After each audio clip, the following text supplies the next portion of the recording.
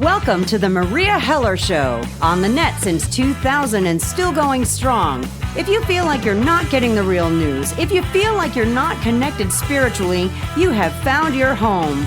Meria covers a wide range of topics as only a snarky New Yorker can. Straight up, no chaser. No censorship, no corporate sponsors, thus true freedom of speech. Your subscription gives you unlimited access as a member of the smartest audience on earth. Relax and enjoy the education. Now here's Meria. Good morning, world. Meria here, alive and kicking. Welcome to the show, Hell and High Water. Today with my friend, co-host, adopted son, maybe a son from a past life, Chuck Ochelli. If you're not familiar with Chuck's work, get over to Ochelli.com. There's a live link right here.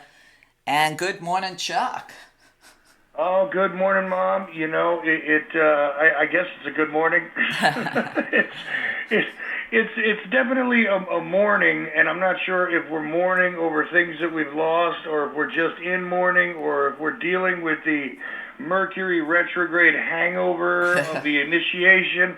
I'm at a loss to truly describe what it is, but I certainly wish that your morning was good, and every morning is good for you, no matter which morning we're talking about. Well, you got to start your day the right way, and I don't mean with the proper cereal. Okay, you got to start your day every day. Just get out of bed and be thankful you're alive, and then make a decision to have a good day. And if you're spiritual, religious, whatever you are, start your day with a good mantra, or a good prayer, whichever works for you. If you start your day on the right note, the rest of the day follows. That old saying, today creates tomorrow, is not just words. I mean, it's the truth. If you have a crappy day today and you're going to wake up tomorrow cursing your alarm clock, guess what? You're going to have the same crappy day. Most people expect us to probably launch into some news right after you give them a little attitude adjustment at the top, and I love that. I love that that's exactly what you do every show, whether you realize it or not, and I've listened to you a lot over the years. There's always this little adjustment at the beginning, even if it's just, I'm alive and kicking and hello world. Just the attitude you project. And, they probably expect us to go into the madness of the day, maybe talk about, the odd haircut of Boris Johnson and how he wants to go out screaming dude today, or maybe Trump's latest tweets, or the outrages, or the clashes, or the politics, or the latest attempt to obstruct people's abilities to go out there and exercise their rights, or the latest murders being committed by the state. But let's not do that today, Meria. All right. Well, I'm sure you remember the movie with Robin Williams, Good Morning Vietnam. And when he used to open his radio show on the base, he would say, Good Morning Vietnam. So, years ago when I started the show, that always stuck out in my head, which is why I always say, Good morning world, Meria here, Meria Heller here, alive and kicking. So that's kind of where I got that little intro from, because I've lived a long time and I got a lot of stuff in my head. Actually, my next news show is going to start off pretty funny thanks to Monica Sepulveda, but I'm going to leave that for the audience. I think they'll enjoy the intro. So listen, you have to have a sense of humor. If you don't have a good sense of humor, there is absolutely no way that anybody can exist on this planet, especially in the state that it's in. So if you don't have a good sense of humor, if you don't have a real spiritual understanding of what's going on this planet, of course you're going to be knocked off kilter. And, the important thing is to remember that we're not here for a long time. We're here for a good time. And this world may not look like we're having a good time, but that's your individual choice every morning when you wake up. No, and I absolutely agree with you. I mean, a little inside baseball here. I mean, I announced the date at the beginning of most of my shows, and I do it in a backhanded sort of way. I remind people that that's, I give them the date allegedly based on this thing we call a calendar, because marking time in this particular way has not necessarily always been the same.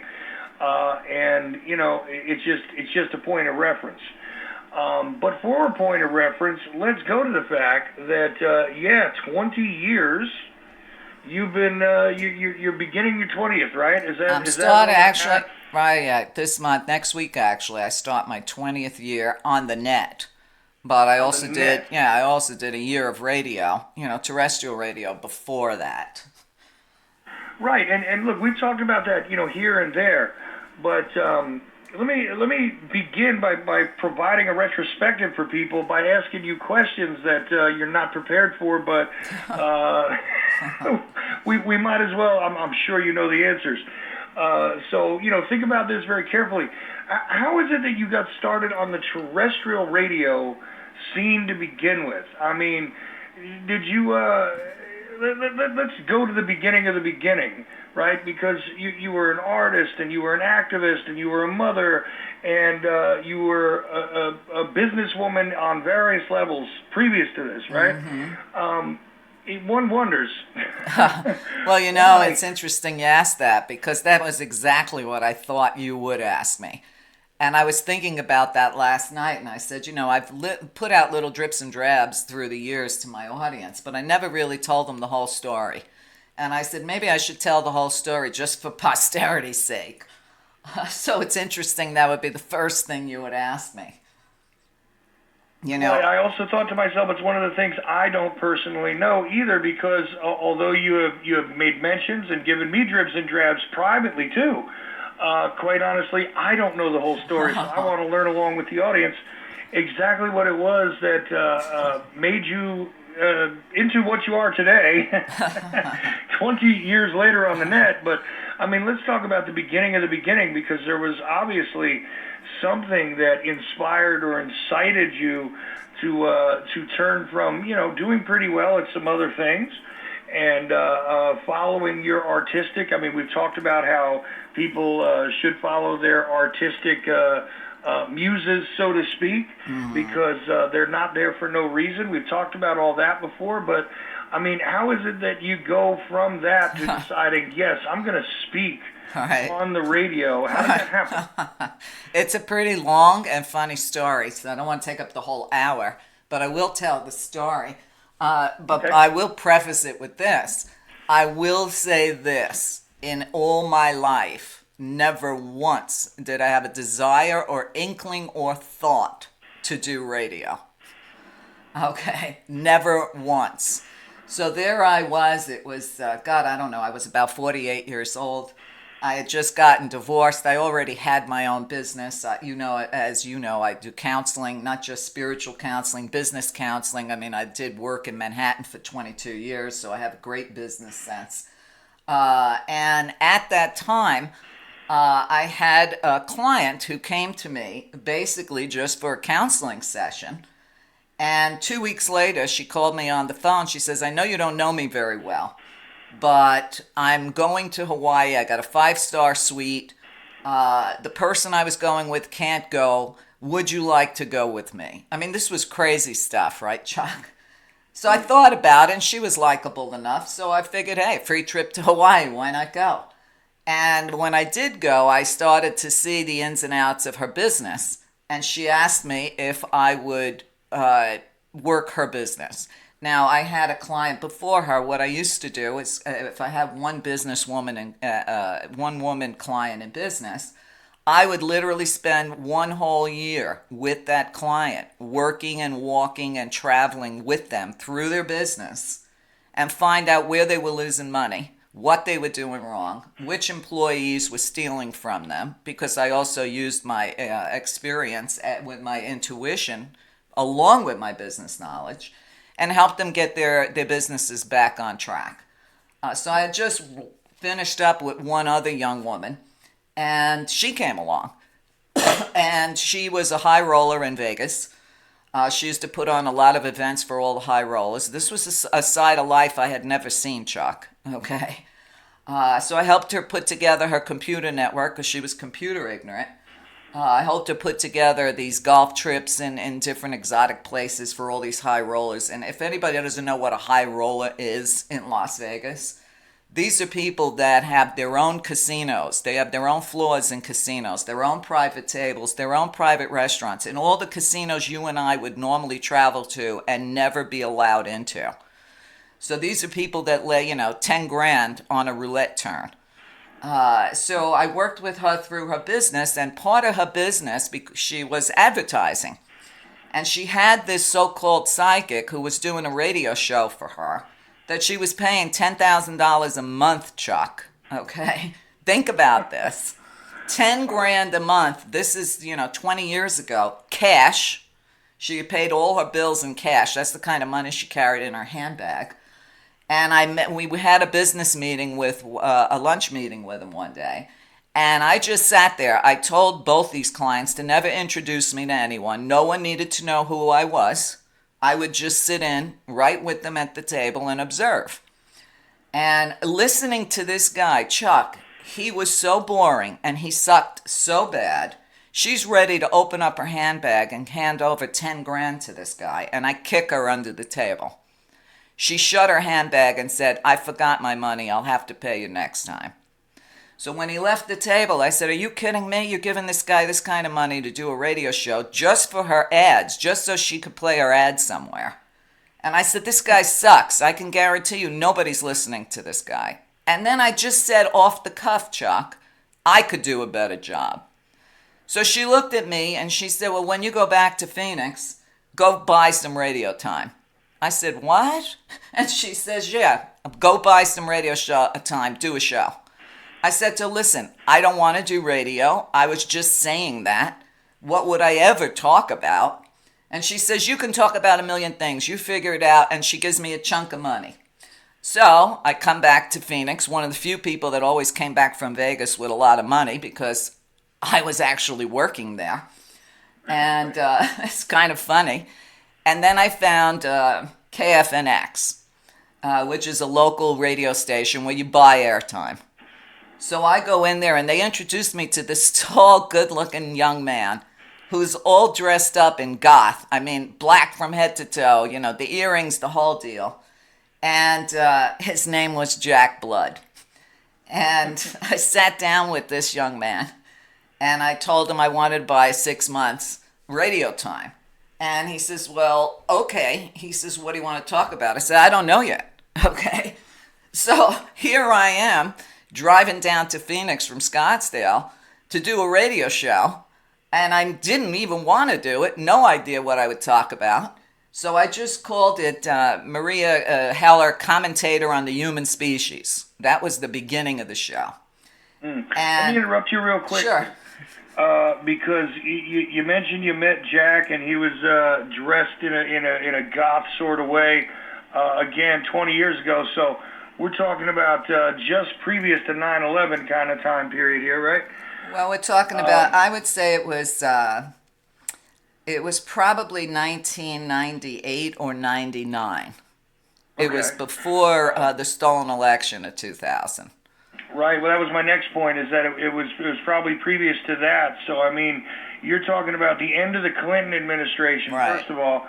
And secondly, you met Jack. Now, did you have any, because I've always wanted to know this, when you met him, did you have any immediate impressions about him, or what did your intuition say? I loved Jack. I found him quite quirky in those days.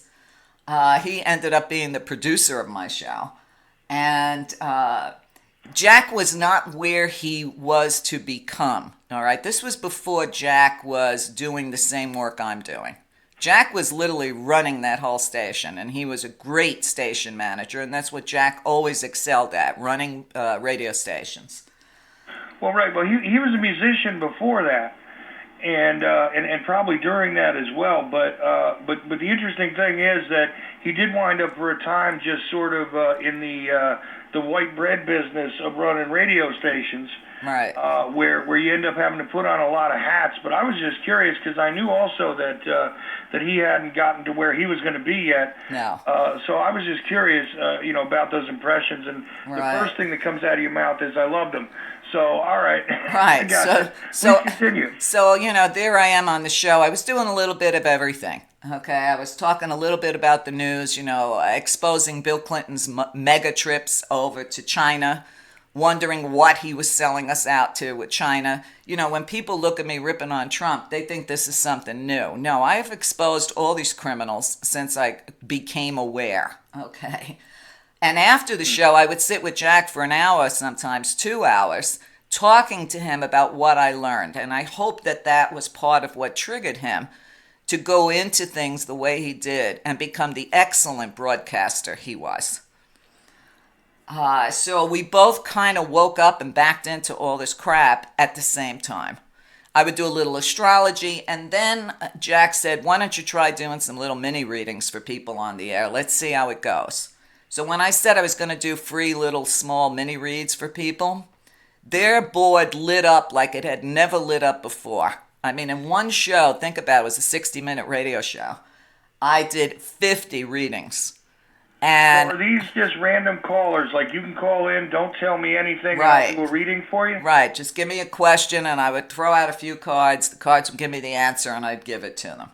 Okay. So unbeknownst to the station managers, it becomes their number one show. Now, remember, I was paying for this. Okay. Right. Everybody on that station has always paid for their show. And it was also aired out of Rhode Island, their sister station. So I started getting a lot of acclaim, a lot of notice. People were sending me gifts in the mail, okay? Jewelry. I mean, men were handcrafting jewelry for me. I mean, it was crazy stuff. But it was very enjoyable. And then I started adding more and more news in between. Jack wanted the owners to put me on drive time because he said she'll blow every other station out of the water. For whatever reason, they refused to do it. So after my 6-month contract of, I went into Jack's office. I shook his hand. I said, Jack, it's been a pleasure meeting you. I'm out the door. Thanks a lot, because we weren't going to renew the contract. And Jack said to me, you can't leave. And I said, what do you mean I can't leave? He says, you're the only one bringing in any listeners on this station. So I said, Jack, please, I don't want to do radio. This was just a job because I was still traveling around with my business partner working. And I said to him, they'd have to make me an offer I can't refuse. Well, in the history of that station, all of a sudden, they offer me the spot free of charge to keep me there. So I stayed there. I don't remember if it was 6 months or another 12 months, honestly. And then I had a fallout with the 2 Italians that owned the place, and I don't need to tell you as an Italian, the Italian words that I gave them on my way out. Because I can imagine. And now that was a Friday. And this is where the story gets funny, and please, my listening audience, don't judge me for this. At the time, I had this 27-year-old rocker with long curly purple hair down to his ass, who had the biggest crush on me in the world, okay? He just wouldn't let go. And I said to him, listen, I got genes older than you, I did everything I could to dissuade this guy. But one night he had invited me to go listen to his band play in a little club in Tempe where there's nothing but young people, okay? Now, my previous client and I used to do talent scouting. That's what we did. So I said to one of my best friends, I said to him, listen, there's no way I'm going to see this kid play. I said, he's just a kid, what the hell, I'm embarrassed. And he said, give the kid a break, I think you should go. And I said, the only way I'm going is if you go with me. So he agrees to go with me, all right? Who knew this club was like enormous, and it's super packed with young people. When he and I walk through the door, this kid is on the stage with his band rocking out. He stops in the middle of the song the minute I walk in and introduces me to the whole damn club. It was so embarrassing, right? I walk in there, and the only way I could be okay with being with so many young kids and not feel like their grandmother was to pretend again that I was talent scouting, because that's what I did with my previous client. We would talent scout around the country for talent and models and whatnot and get them contracts in Manhattan. So I sit down at the table, and when it's quiet enough, I'm sitting with about 6 of his friends. One of them, believe it or not, looked just like you, Chuck. Okay? Now that I think about it. And this kid looks at me and he says to me, I'm so-and-so. He says, what do you do? And I said, well, up until yesterday, I did radio. So I said, what do you do? He says, well, I do websites. I said, well, give me a card because I'm reinventing myself again. I'm going to need a website. So he says to me, so radio. He goes, are you any good? And I just looked at him and gave him the stare. I said, are you kidding me? I said, I'm the best, right?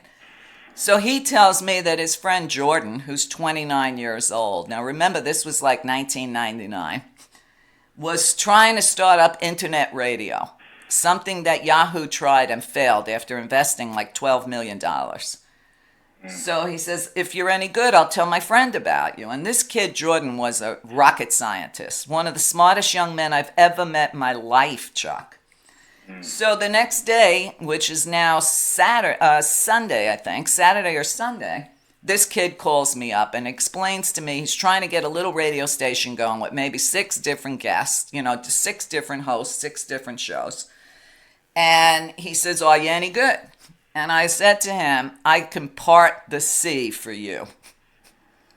That's how confident I was in myself. Right. Well, he comes to my house. Now, remember, Chuck, there were no computers a lot of computers still didn't even have sound on them in those days, let alone speakers. What this kid had to do to jimmy around with about 12 different peripherals, a regular PC, to make me produce audio was amazing, okay? You couldn't do it on a Mac in those days. This is in the days where he probably had to pull out entire boards and stick in new stuff. Connect a sound. We had the soundboard. I mean, everything. It was so confusing. Right. But I'll tell you what. I saw that kid rock out on a Friday night. I had my first show on the following Monday. So I go on the air, and he had other people. It was like a little mini version of Gary Null's network, with the hours and times people would be broadcasting. And I just blew people out of the water. So I had told this kid, I said, well, that sounds like fun. I'll try it for a couple of months. That was 20 years ago. Okay, well, I'm wondering a couple of things. First of all, do you have any recordings of the stuff that you did on terrestrial radio? I have a box full of cassette tapes. That Jack would give me a cassette tape every week of my radio shows. I don't even know how to even play a cassette tape anymore. Well, has this stuff ever surfaced on the internet anywhere? No.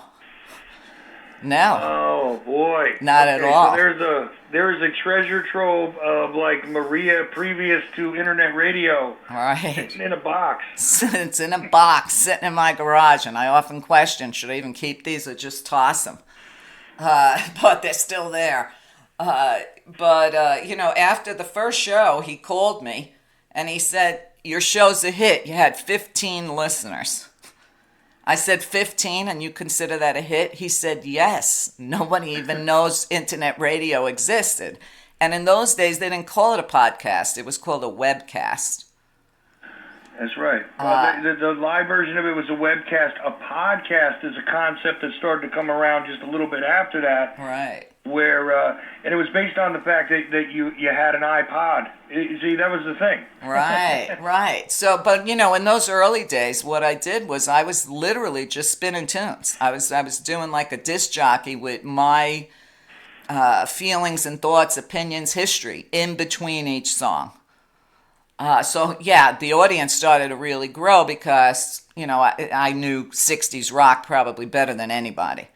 And a lot of those people that started out with me when I was just basically DJing stayed with me all these years. Wow. And then as I was going along with the show, it got close to the election of 2000. And my spiritual guidance, my higher self, the voice in my head, whatever you want to call it, said to me, you have to cover politics and the environment now because Bush will destroy the environment. And as you know, I was and still am a strict environmentalist my whole life. So I actually answered the voice in my head and said, anything but that. No way. Okay? Because I always tell people, Spirit dragged me kicking and screaming into this. So now I had to back into all the conspiracies, all the stuff that I never wanted to know, like most people didn't want to know. Because I knew I had to work as hard as possible to prevent George W. Bush from becoming president. Well, let's pause that for a second, because I got a question about, what your level of awareness might have been when it comes to, I hate to use the term, but alternative sort of information. The history that was a bit deeper, the deep political realities. Because that information was certainly available before you started doing the radio show. So I was wondering, what was your, did you just have an intuitive kind of like, look, I know that the powers that be like to lie to us and that's it? Or did you have, specific inklings into, say, some of the greater real-life conspiracies that we know about today? Obviously this is post-Iran-Contra, this is post-Clinton scandal, this is post-JFK, and a lot of other things that, you were cognitively aware of, obviously before this, right? But you just hadn't gone into a deep dive. What would you say your level of awareness of that kind of stuff was historically? I would say at that point, 10%.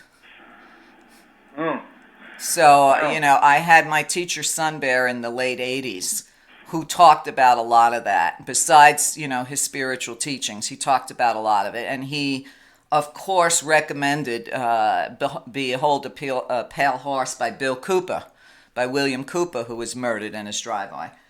So I had read Cooper's work. I had read Sun Bear's work on it. But remember, I was a successful mother, worker. I had my own business. I had a beautiful home. We lived on the beach. I had a great life going. So like everybody else out there, whether your life is great or not, I didn't want to go into this crap. I wanted to pretend like everybody else. Even when I read Cooper's book, I kind of like stored it away as, maybe it's fantasy. Okay. But now when I get direct direction from my higher self that I have to do this, the workload was enormous. When people say, I want to do what you do, I say, well, you got 20 years to study and do what I do? Because that's what it took. So when I look at my show, and I had asked my listeners to tell me what changed in your life or, how the show affected you, I think to myself, the show changed my entire life. My education, my health. I have so much to be thankful for because I learned along with my listeners. See, that's the thing. I was trying to get to that because when you bring up Bill Cooper, right, he was on a different trajectory, and he had been really introduced into internet radio at about the same time as you too, which is basically because of the technology. But it's interesting to me as to who made it there in the beginning, right? Sideline is that Jack Blood also ends up entering into the internet radio arena almost at the same time. Right. Now, the funny part is, again, I look at perspective and parallels, right? I was well ahead of you as far as studying some of these things deeply. But even though I had always wanted to be on radio, I did not feel inspired to do so. I was still on a different path for a while, but I was studying a lot of the historical stuff, getting myself ready, right? You sort of fell into this and were dragged into it spiritually. I don't think I got moved to that until, I would say at least 10 years after you and trying to consider this, which is fascinating, but it's an odd time. And you and I even talked about Mae Brussel not too long ago. Right. You weren't even aware of her, which is interesting to me. Right. Because if somebody listens to Mae Brussel, you would almost think Mae Brussel inspired Meria Heller. Right. So when people told me about her, after I'd done the show for so many years, and I listened to her, it really freaked me out. I was like, okay, is this lady like, was I her in a past life? How did she influence me? I never listened to her, and it freaked me out. It really did.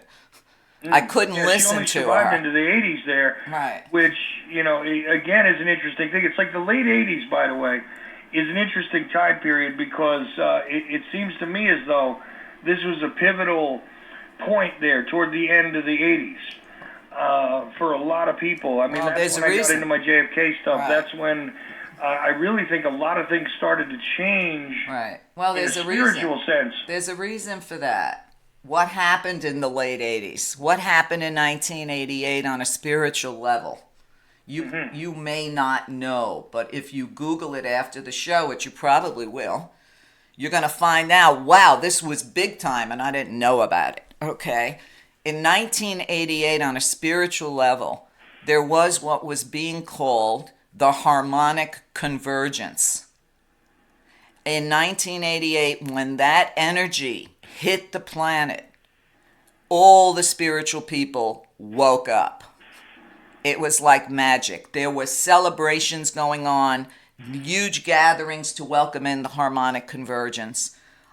So this is not, this isn't something that's obscure. You can Google it and see. So for me, it was that year that I met Sun Bear. And that changed my entire life. His philosophy, his medicine wheel, changed my life in every direction. The next big change I got was, of course, jumping into radio, which I never expected to do. But I take his teachings as an environmental, spiritual person into every show I do. Years ago when they tried to start up that supposed liberal radio station, the producer called me, and he wasted 2 hours of my time interviewing me because all my listeners wrote them and said, if you're going to do a progressive radio station, you have to carry the Meria Heller show. And the station was going to be called Air America. I don't know if you remember that or not, Chuck. I sure do. Well, he called me up. God, right now I don't remember his name. And he's enticing me to go along with this. And then he said, listen, I'd love to have you on board. Get this is supposed to be a progressive radio station. He says, but our stockholders would never stand for it because you're a loose cannon. Huh. So I said to him, well, let me ask you this. I says, if it's a progressive radio station, why are you naming it after a drug running operation out of Vietnam? Yeah, that's a good question. Yeah, he didn't have much of an answer for that. And then he said something very profound. He says, you already have your niche.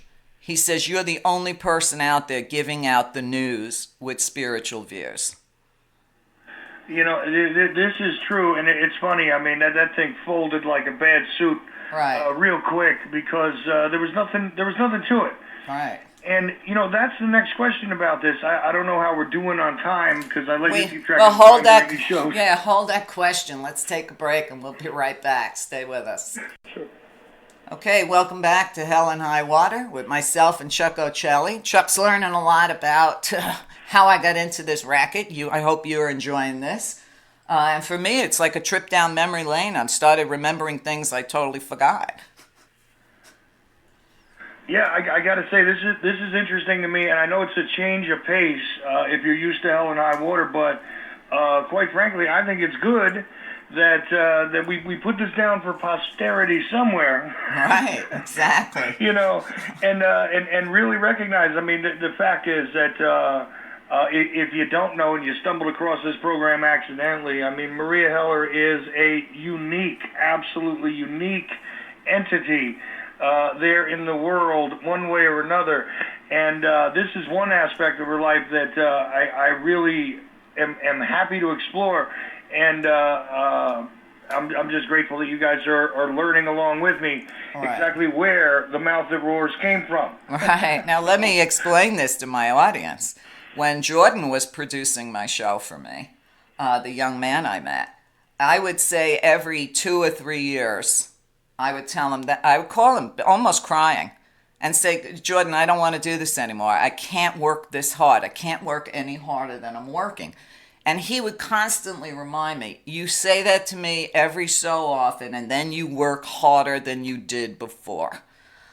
So he encouraged me, but I think by 5 years in, he said I knew more about producing the show and my equipment than him, and he said that I had outgrown him and that I needed to look for someone else to host and do my show. And it was at that point that, I became totally independent. But I still love him till this day, because he was huge in helping me get started. But listen, there have always been days that I just said, I don't want to do this anymore. It's too much. I'm tired of it. I want to have my life. And then it passes. And now, with Trump, how could I possibly stop? Do you know what I mean? Look at what's going on. Environmentally, that's number one to me, is the environment. Because without a healthy environment, our souls have nowhere to live. All the other issues mean nothing. So I continue on. I don't think I've taken one day off from the show since the campaign of 2016. Well, it's been tough. Quite frankly, look, I'm going to share publicly here a little bit. You and I have had lots of conversations where we feel so exhausted with what's gone on in the past couple of years that we don't necessarily disagree with some of our colleagues who have stopped, who have given up, because right. The fact is it's very hard to do. Exactly. Listen, my daughter, who's like a speed freak, she's like goes 100 miles an hour. She was here the other day when I was recording my new show, and she listened from the other room. And when I was done, she says, "Ma, how the hell do you do that?" She says, "I couldn't do what you do one day a week." And I looked at her and I said, "If I don't do it, who will?" Yeah, but that's the thing, is that it needs to be done. Right. And here's the fascinating part about it. You mentioned that you had been part of the Air America nonsense, or you could have been potentially. Right.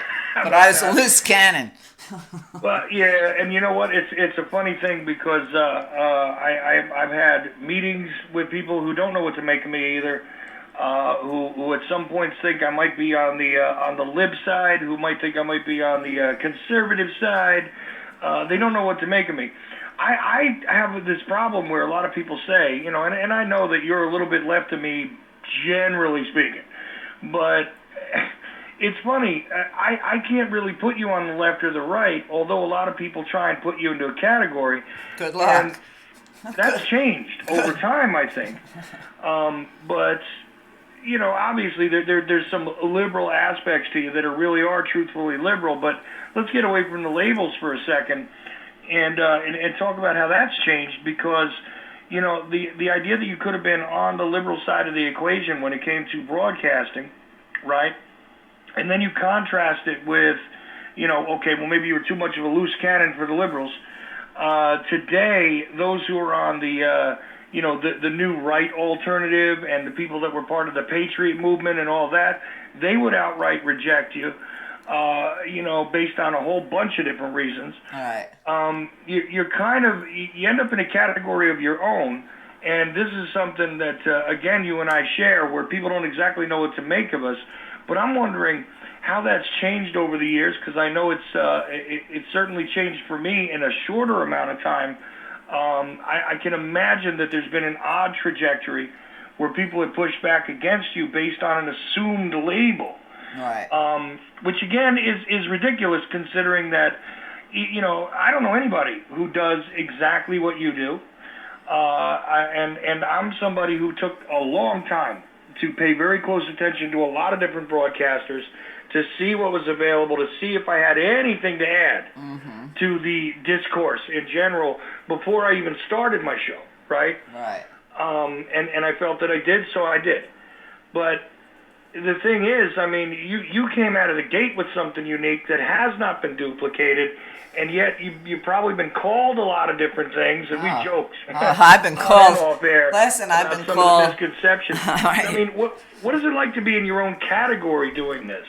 And take me through it chronologically, because again, being on the liberal side of the equation is a whole different thing in the year 2001, 2002 than it is in 2019. So, could you give me a sense of that? Listen, as my listeners know, I don't believe in labels. I don't believe in sexual labels. I don't believe in labeling diseases. I don't believe in labeling our children. And if you want to know where it starts, it was when I was a little girl. And my mother said to me, when they made you, they broke the mold. And she always added, thank God. Okay. Everybody's always tried to pigeonhole me since I was a child, whether it was as a kid with my, my psychic deliveries to people in the neighborhood who thought I was, the devil. Whether it was in high school arguing and proving my points against the teachers. Whether it was me out on on Earth Day, screaming to 25,000 people on the beach about, what we need to do to save this planet. No one's ever been able to pigeonhole me. I have no label. I am Meria, period. That's where it ends. People try to say you're Democrat, this, and no, I don't believe, I'm not a member of any party. I'm not a member of any religion. I see, and what I see is what I tell. And my vision isn't just from this little body, okay? So, when you say, how do people relate to you and your audience and this and that, and getting on these other shows or whatever. Listen, Chuck, I've known since I was a little girl, and I had that near-death experience when I was 4. I knew I didn't know where the hell I was, but one thing I knew was this planet was not my home. And I knew my friends and people, I guess is the best way I can describe it, were out there twisting in the wind. And I knew consciously, I said to myself in my little girl head, how do I get home? Where are my people? I have to find them, wake them up, and get them ready to go home. I have not changed that goal all these years. So my show is for my people, and I don't mean I own them, my people, my soul group, and I've never hidden that. I know there are very few people who are as awake as I am, but I can tell you they're all listening to my show. They're the ones supporting my show. They're the ones that I've made not feel alone on this planet. The people that are so enlightened that they can understand my truth. One of the best things, I don't know if you remember Aaron Russo. Do you remember Aaron Russo? He did From Freedom to Fascism. Death of America and all that. Right, I met Aaron at some event years ago, and his publicity guy came up to me and he says, you know what, Meria? There's one thing that Aaron continually says about you and your show. And I said, what is it? He says, Meria Heller has integrity. And, that was an important thing my father taught me, integrity. When people say, why are you always right? And, they're sending me congratulations on my 20th year. And my answer is always the same. There's only one truth. It's like people say, how could one psychic on the other side of the country tell me the same thing you do? And my answer is the same. That person is real, and they tap into the same source. There's only one truth. The consistency and the integrity of my show never changes. People say, what you were saying 20 years ago, you're still saying. I don't flip-flop like a lot of these other people who thought they were going to get rich quick and they were going to succeed at what I do. I can do what you do better. And I watched them come and go in less than a year. Mm-hmm. You got to have discipline. You got to have determination. You have to have good study skills. You got to have a working brain. And it is a lot. But obviously, it's something that even though it didn't register when I first got into it, it is what I came here to do. Mm. That's the thing, is that there are some people that treat this as if they're writing a character, and they might be extremely creative, but the fact is that after a period of time, no matter who the character is, no matter what piece of literature, TV show, whatever, the greatest creative teams that have ever been assembled can only write for a character so long. And when you go on for a long time, it appears to me as though unless you are representing your true self doing this. Unless there is, you finally are invested personally in this, you certainly can't last. You're going to run out of material. It's just exactly. It's well, just that simple. Years ago, I was asked to teach a course on podcasting at one of the community colleges in Scottsdale. And, there were a lot of young people there, and I was telling them, what are you going to talk about on your show? The equipment, I can explain the equipment to you. I can explain the expenses to you. But if you think you're going to do a show every week on the same topic, you're already dead in the water. So for me, the great challenge was, especially in the beginning, was to keep the show interesting. And the only way I know whether it's an author, whether it's, an activist or a doctor that I put on the show, the only way I know my audience will know it's interesting is if I find it interesting. Right. Because I equate my audience's intelligence level equal to mine. And one thing, from Greg Palast to, Arun Gandhi, I've interviewed so many people through the years, I've forgotten half of them. The one thing that they've always appreciated is I read their books. I know their work. It's not off a cheat sheet. So people always say, you get interviews with people, they say things on your show they've never said anywhere else. And I said that's because I respect their work enough to read it before I interview them. So, it's not like Oprah or whatever, and it still amazes me when somebody subscribes and I send them an email thanking them and welcoming them. They get surprised that they even hear from me. They said, I've made donations to this person, that person. I don't even get a thank you, not even a form letter. Well, I'm not those people. I'm just a regular person like everybody else. I'm in it with them. Why wouldn't I be courteous and have manners? And even though, I do have a mouth like a sailor, but hey, I'm from Brooklyn and I am Italian. So there you have it. I don't believe in political correctness or any of that crap. Okay? We don't have time for that. Okay? The clock is ticking on the human race. And right. I want to assure that my soul group makes it intact. I work for them, nobody else. The majority of people, they're never going to get it. And that's their problem. I'm not here for them. Right. No, and I appreciate that. Believe me, and have had to learn that from you, that attitude. Because I was sitting sometimes thinking that I was doing something really magnificent. Because in my head, it was just this is really revelatory. This is something that nobody's saying, and this should be heard. And I'm covering something in a unique way, and crickets is what I get back, and I go, okay. Yeah, but remember, the real reason you're doing this, the real person you're doing this for, is you.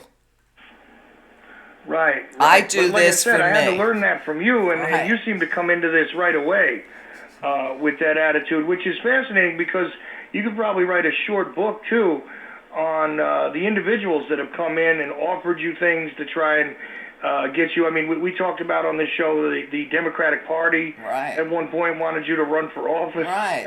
Listen, they wanted me to run for office in New York after I did my Earth Day event because they had never seen anything like it. And I did it with no money. Right. And it was huge. It made the papers. 25,000 people in a town of 30,000 showed up. So politics isn't the way to go for me. I've always known that. It's like Spirit told me, never go to a protest. We need you more on the air than we need you in jail. So I listen to my inner guidance. But again, I never tell my audience to do something I'm not willing to do myself. Whether it's health-wise, diet-wise, not having a cell phone, not having TV in my house. I like to live by example, and it's interesting because I've been taking my granddaughter with me to my gym because she's staying with me. And one of the guys that's there said to her yesterday, I overheard him. He said, the best thing that you could possibly do is to continue coming here with your grandmother because she leads by example. She's consistent. She's here every day. So, to me, that's a compliment. But, anything you want to do in this life, if you're not consistent, there's no way you're going to be successful. But make no mistake about it. What I'm doing here is gathering this information, putting it out in the ethers. who knows how far my voice goes into other galaxies. How many other species on other planets are listening to my recording of the end of the human race as a possibility? So, you never know where you reverberate to. But for me, I'm building my next house. When I leave this planet, I want to say, you know what? I did everything I knew how to do. I'm here with clean hands. Let me go forward, because I certainly don't want to come back here. No, and I'm with you there. Now, I want to wrap around two concepts really quickly here, because I was trying to introduce the idea that people have attempted to utilize you because of the strength of your presence, basically. Whether it's the Democratic Party or the people in New York or other offers that have been made to you. But at the same time, you have this show that's going on, and you've had a interesting carousel of co-hosts. Yes, I have. Over the years. You brought these people in, you very carefully selected them. I'm not saying this because I'm one of them either. Quite frankly, I'm shocked that I'm here. But you're the only one that ever had 2 shows a month, so give yourself a gold star. Well, I need a couple of gold stars for that, as far as I'm concerned, because you're very selective about that. Now, I'm not going to say that I loved every last one of the co-hosts you've had or anything like that. My opinion's irrelevant. Here's the thing, though. I know that you could have had other people that probably would have drawn more attention to the show. You could have had other people. You could have made this offer. And there's other people who've kind of asked me, is there some way that I can get on with Meria? And I tell them, well, contact her, see what she says. Right. Right. Because I have no idea what your process is. You said something about your soul group. Obviously, part of your soul group is your listeners. And the other part are my guests and co-hosts. Mm-hmm. Everybody I meet, everybody I interact with, even my clients, my students, they're all part of my soul group, or I wouldn't give any of them the time of day. Right. But, I mean, what is is there sort of a process by which you've selected, because you've had, like you said, hundreds of people could have been your co-hosts. There's only a handful of people that have done regular shows with you. And I'm wondering if there's something you could give us sort of like as an insight as to how that happens. Well, they have to vibe with me. It was like the first time Richard Grove sent me his material. I was blown away by it. And then, I met Richard. We worked together in Chicago, different things, and I eventually asked him if he would co-host a show. Even Jim Fetzer. I work with Jim in public, together, and he was great. And in a lot of ways, we vibed a lot, and then we didn't. And then as a lady, and he handled it as a gentleman, we parted ways. I've never been ugly to anybody except one co-host who just wouldn't stop ragging on Jews. And I said, I'm not allowing that crap on my show. So he went the way of the wind. That was years ago. But I've also had dear co-hosts who have left the planet. And then when I have to look to replace them, that's very difficult. Bob Chapman, he was freaking great. He was probably the best economist I could ever have had on my show. Dave McGowan, forget it. I miss him every day. Dave and I were like of the same mind. And his sense of humor and mine, we just gelled. We did shows just like I do with you, Chuck. We prepared nothing. Okay? And those shows were great. The ones we weren't prepared for, I think, were better than the ones we prepared for. That is the story of Hell and High Water right there, by the way. Right. When we prepared stuff, I don't feel as good about it, but when we just, you call me, and 5 minutes before you press record, we go, well, this is what we're going to do today, okay? Okay. Right. It always turns out so want much that, better. but see, I want that. I want that like-mindedness, even though we don't agree on everything. God knows Jack and I went at it pretty good sometimes. But Jack and I were great together, because he makes you think, his perspective, his strength. There's so much that goes into it. Recently I got Bev Conover of the Intrepid Report. Now, Bev and I have known each other for 22 friggin' years, okay? I've always, carried her work on my show, etc. But only recently I got her to agree to co-host a show every other month. She's loving it, and my audience is loving it. So, for me, it was always difficult to find a woman to put on my show to co-host, because there really weren't any of them out there doing what I do or at my level or willing to come on the show. So, I enjoy the hell out of having Bev on the show, and she's the only person I know who's been online longer than me. Well, and that leads me to a specific, because, and by the way, if you haven't been in Maria's archives and gotten the blood and gut stuff with her and Jack, absolutely amazing. I used to be extremely regular about making sure I caught blood and guts when it came out, Right. all the time. But, Monica is actually the one that puzzles me, that you added her to the stable of regulars. I did not expect somebody like Monica to be added. Now, again, I don't know your entire mind, right? But it almost seemed like when you first said you were going to have her on, I'll be frank with you, I thought it was redundant. Why do I need anybody else insightful? I've already got Meria, right? Right. So, bring somebody else to the table, Meria. What are you doing? Is what I felt like. Of course, I've been proven wrong about that, but I mean, how did that come about? Because that almost seems like one of the stranger additions. Right. You Well, bring me on, I've got a weird voice, and and definitely I'm just as few of you, but we have the shared camaraderie and the like-mindedness that just falls into place for some reason. You got the shows that you've done with Richard Grove, where he's informative and you're informative, and it's like a tennis match. Even the stuff with Fetzer, where you were going with the retrospective about the time period and how times have changed. I mean, all of these things had great flows and great directions that seemed like they were pre-planned, even if they weren't.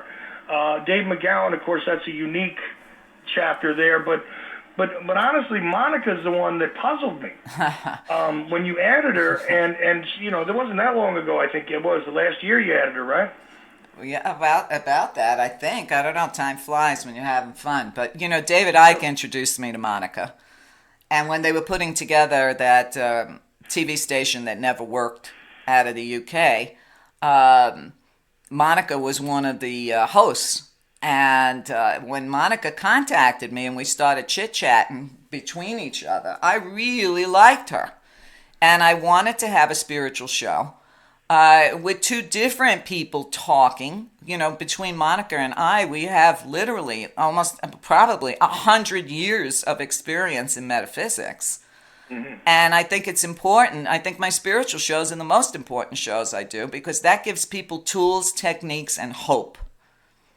So I'm happy to do those shows. Those shows for me, whether it's Monica or Michael Ray Keir, are like a breath of fresh air, because if I could talk about one thing all day long, it would be spirituality.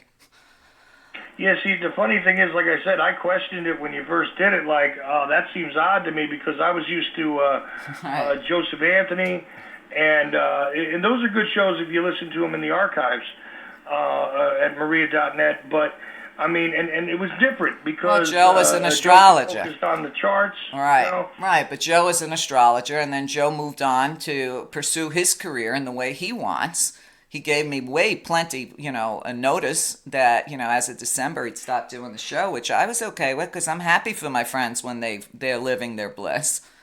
And I haven't really seen any astrologer that I would replace him with, because if the astrologer doesn't know what's going on in the world, I'm not interested. Right, but I'm trying to present a perspective here where, there's the Michael Rakia thing, but that's certainly different than what you're doing with Monica. Right. And I don't know if it's it's not like a question and answer thing between the two of you. It's like, it's almost like a chorus, which is interesting, Right. Well, it is a course. We're teaching people. People need to learn these skills. Some of my listeners say some of it's basic or they've heard it before. I said, yeah, but there's a lot of people that don't know this stuff. No, that's true, and you know what? It is never a bad thing to get a little refresher too. Right. Listen, Chuck, I can't believe we're out of time, but I have to cut the show because I want to send it over to Gary's network for Sunday. But we could pick this up on our next show if you want. You know what? We'll see where the Spirit guides us, because I think this is extremely important. But even if we stopped right here, I think that you probably never given people this amount of detail. No, I never have. The evolution. I never have, so I'm glad to do it today. But, and bottom line, last thing, are you loving the shows with Monica and me?